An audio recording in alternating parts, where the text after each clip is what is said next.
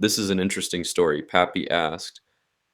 Daniel, will you share this story with those who are listening? Pappy, I will be happy to do so. The story of Joan of Arc, the Maid of Fire and Faith. The village of Domrémy lay quiet under the wide French sky, its days filled with the simple rhythm of farm life.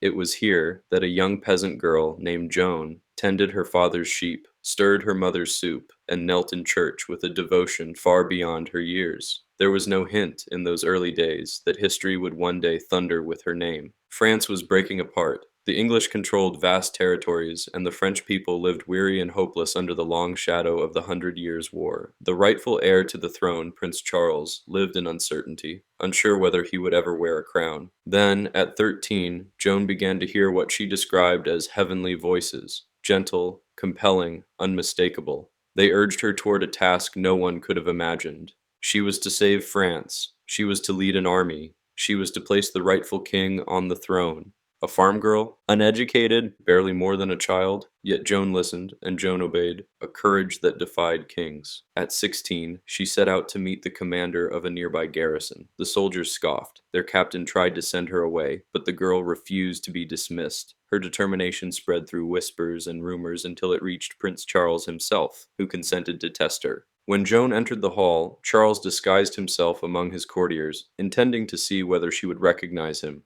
Without hesitation, she walked straight to the man in hiding. "Gentle Dauphin," she said, "I am sent by God to raise the siege of Orléans and to see you crowned." Her confidence struck him as something holy. Despite political risk and public doubt, Charles placed soldiers, armor, and a horse at her disposal. Joan's banner, white, decorated with the name of Jesus, would soon ride at the front of a battered French army. The Maid of Orléans. Joan of Arc entered Orléans in 1429 like a bright flame against a dark sky. Her mere presence revived courage. Soldiers who had given up hope found themselves willing to fight again. Joan called them to prayer, demanded discipline, and rode straight into danger with a fearlessness that startled hardened warriors. Victory came quickly, almost miraculously. The siege of Orléans, thought impossible to break, collapsed in just days. From that moment, France claimed her as La Pucelle, the maid sent by God. Joan's victories multiplied, and her confidence never wavered.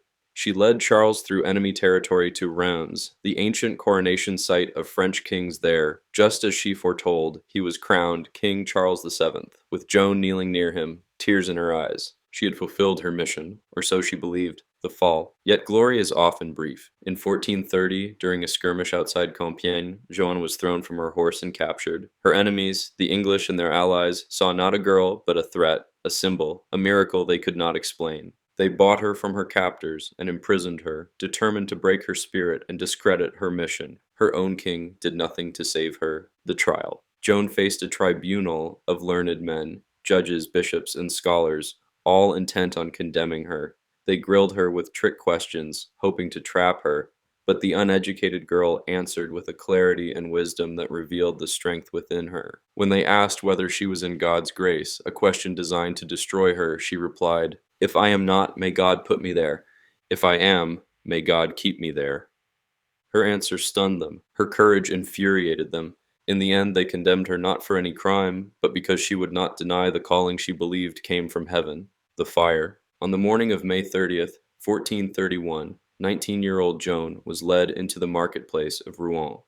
She asked for a cross, and a compassionate soldier fashioned one from 2 sticks. She kissed it, pressed it to her heart, and asked that another cross be held high so she could see it even in the flames. As the fire rose around her, she cried out the name of Jesus again and again until her voice was lost in the roar. When it was over, the executioner whispered, trembling, "We have burned a saint, a light that would not go out." Joan of Arc's life ended in fire, but her story refused to die. 25 years later, the church nullified her trial. 5 centuries later, she was declared a saint. Today, she stands as a towering symbol of courage, obedience, and fierce, unshakable faith. A peasant girl who changed the course of nations, a child who heard God and dared to believe him, a flame that still burns, bright and undying.